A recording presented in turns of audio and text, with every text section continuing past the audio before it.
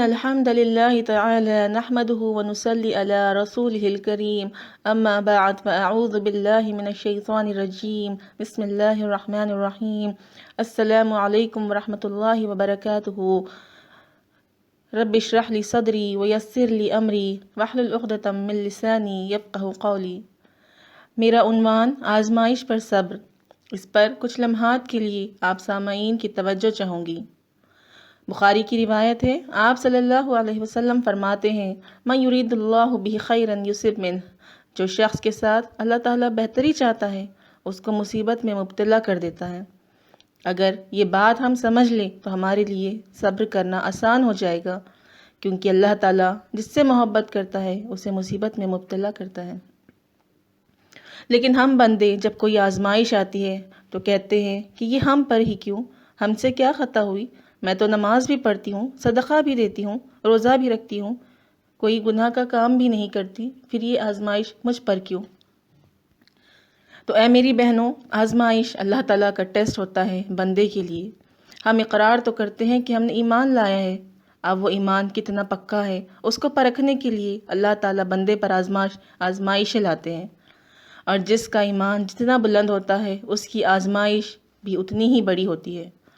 سورہ بقرہ میں اللہ تعالیٰ فرماتے ہیں، وَلَنَبْلُوَنَّكُمْ بِشَيْءٍ مِّنَ الْخَوْفِ وَالْجُوعِ وَنَقْصٍ مِّنَ الْأَمْوَالِ وَالْأَنفُسِ وَالثَّمَرَاتِ وَبَشِّرِ الصَّابِرِينَ، اور ہم تمہیں ضرور آزمائیں گے کسی قدر خوف سے، بھوک سے، مال کے نقصان سے، اور جانوں سے، اور پھلوں سے، اور خوشخبری دے دو صبر کرنے والوں کو۔ اللہ تعالیٰ بندے کو ضرور آزمائیں گے خوف سے۔ کس کے خوف سے؟ دشمن کے خوف سے؟ لیکن اس سے پہلے کہ دشمن سے ڈرے ہم اپنے دوستوں سے ہی ڈر جاتے ہیں۔ وہ خوف جو اللہ کی اطاعت کرنے سے پہلے بندوں کے بارے میں سوچنا کا، فلاں کیا سوچا ہے، فلاں کیا سوچے گا، یہ آزمائش خوف پر ہوتی ہے۔ کبھی رزق کی کمی سے آزمائے گا تو کبھی اپنی قریبی کے فوت ہونے پر آزمائے گا، لیکن اللہ تعالیٰ کہتے ہیں پھر خوشخبری دے دو، الذین اذا اصابتہم مصیبۃ قالوا انا للہ وانا الیہ راجعون، کہ جب وہ لوگ جب پہنچتی ہے ان کو کوئی مصیبت تو کہتے ہیں بے شک ہم تو اللہ کے ہیں اور اسی کی طرف لوٹنے والے ہیں۔ اس آیت سے ہمیں معلوم ہوتا ہے کہ جب صرف کسی کی جان کے نقصان پر ہی نہیں بلکہ کوئی بھی نقصان یا مصیبت آئے تو ہمیں یہی کہنا چاہیے کہ انا للہ وانا الیہ راجعون۔ سورہ عنکبوت میں اللہ تعالیٰ فرماتے ہیں کہ کیا لوگ یہ سمجھتے ہیں کہ وہ یوں ہی چھوڑ دیے جائیں گے صرف ان کے یہ کہنے پر کہ وہ ایمان لائے؟ ہم نے اس سے پہلے لوگوں کو آزمایا ہے، حتیٰ کہ ان کے انبیاء کہنے لگے کہ اللہ کی مدد کب آئے گی۔ اس سے یہ معلوم ہوتا ہے کہ جب کوئی ایمان کا دعویٰ کرتا ہے تو اللہ تعالیٰ اس کے تقوی کو پرکھنے کے لیے اس کے اوپر آزمائشیں ڈال دیتا ہے۔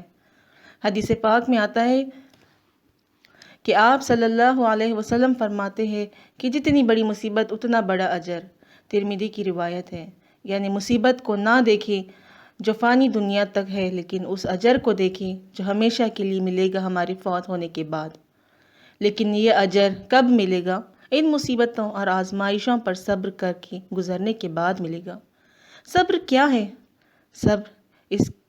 صبر کے معنی ہے کہ رک جائیں۔ کس سے رک جائیں؟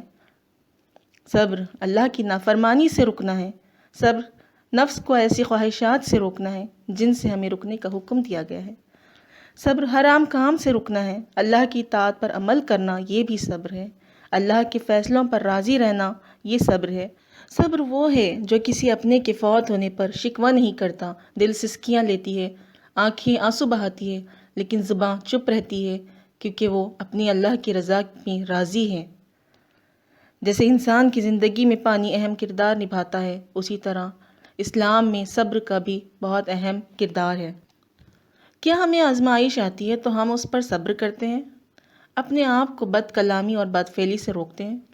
آزمائش پر صبر نہ آئے تو انبیاء علیہ السلام اور صحابہ اکرام کی زندگیوں کے واقعات پر روشنی ڈالیں۔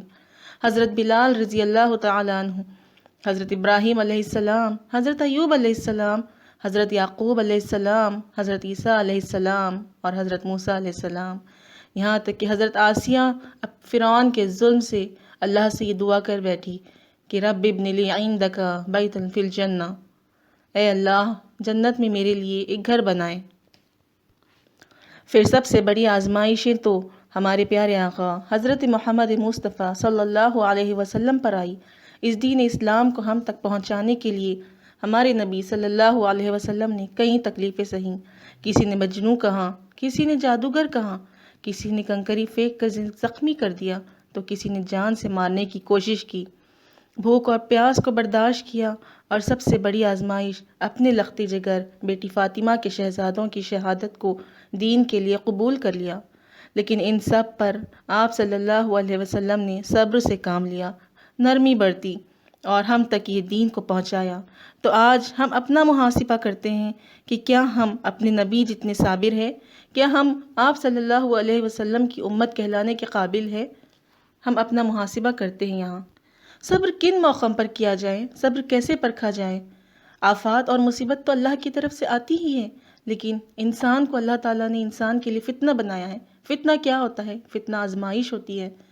تو اللہ تعالیٰ نے انسان کو دوسرے انسان کے لیے فتنہ بنا کر بھیجا ہے۔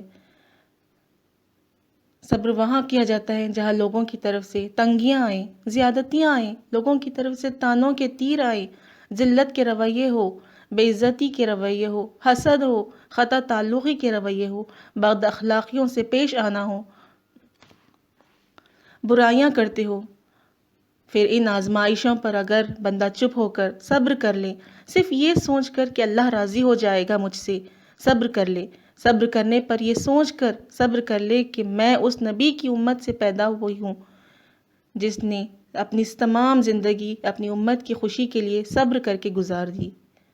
اللہ تعالیٰ سورہ بقرہ میں فرماتے ہیں اولئک علیہم صلوات من ربہم ورحمۃ اولئک هم المہتدون۔ صابرین کے لیے اللہ کے وعدے ہیں، ایسے لوگوں پر رب کی مہربانیاں ہیں اور رحمت ہے، اور یہ لوگ ہدایت پانے والے ہیں۔ سورہ احزاب میں اللہ تعالیٰ فرماتے ہیں والصابرین والصابرات وأعد اللہ مغفرۃ واجرا عظیما۔ صابرین کے لیے مغفرت اور بہت بڑا اجر ہے۔ ایک اور جگہ آیا ہے کہ ان اللہ مع الصابرین واللہ محب الصابرین۔ بے شک اللہ تعالیٰ صبر کرنے والوں کے ساتھ ہے، اور اللہ ان سے محبت کرتا ہے جو صبر کرتے ہیں۔ یعنی کہ صبر کریں گے تو اللہ کا ساتھ ہوگا، فرشتوں کا ساتھ ملتا ہے، اللہ کی مدد ملتی ہے۔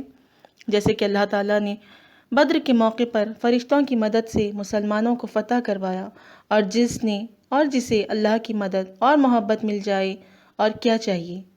حدیث میں آتا ہے کہ آپ صلی اللہ علیہ وسلم فرماتے ہیں ایک مسلمان کو جو تکلیف، مصیبت، غم پہنچتا ہے، یہاں تک کہ ایک کانٹا بھی اس کو چبھ جائے، تو اللہ تعالیٰ اس سے اس کے گناہوں کا کفارہ بنا دیتے ہیں اور اس کو اس کے ذریعے پاک کر دیتے ہیں۔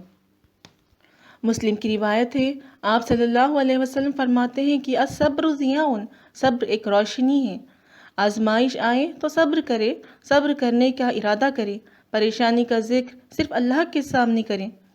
لا یکلف اللہ نفسا الا وسعها، نہیں تکلیف دیتا اللہ تعالیٰ کسی نفس کو مگر اس کی وسعت کے مطابق، یعنی کہ اللہ تعالیٰ اتنی ہی تکلیف دیتا ہے بندے کو جتنی کہ اس کی برداشت ہے۔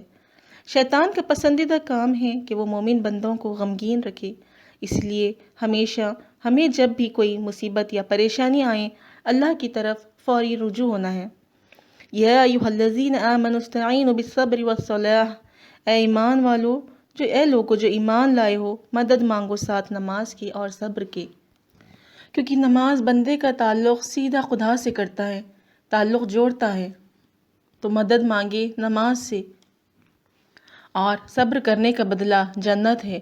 جیسے کہ ایک ماں جانتی ہے کہ ایک بچے کی ولادت میں اس کو کس تکلیف سے گزرنا پڑتا ہے، لیکن وہ اس تکلیف سے گزرنے کے لیے راضی ہوتی ہے، کیونکہ وہ جانتی ہے کہ اس تکلیف کے بعد جو نعمت اس سے ملے گی وہ اس تکلیف کو بھلا دے گی اور اس سے کافی بڑھتر ہوگی۔ تو کیا آپ اور میں، ہم اس دنیا کو جو فانی ہے، فنا ہونے والی ہے، اس کی تنگیوں پر، مصیبتوں پر صبر کی کشتی میں بیٹھ کر جنت حاصل کرنے کی کوشش نہیں کریں گے جو ہمیشہ ہمیشہ رہنے کی جگہ ہے؟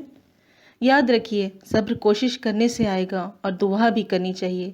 ربنا افرغ علینا صبرا وتوفنا مسلمین، ربنا افرغ علینا صبرا وثبت اقدامنا وانصرنا علی القوم الکافرین، یا حی یا قیوم برحمتک استغیث، لا إله إلا أنت سبحانك إني كنت من الظالمين. وآخر دعوانا أن الحمد لله رب العالمين. سبحانك اللهم وبحمدك أشهد أن لا إله إلا أنت نستغفرك وأتوب إليه.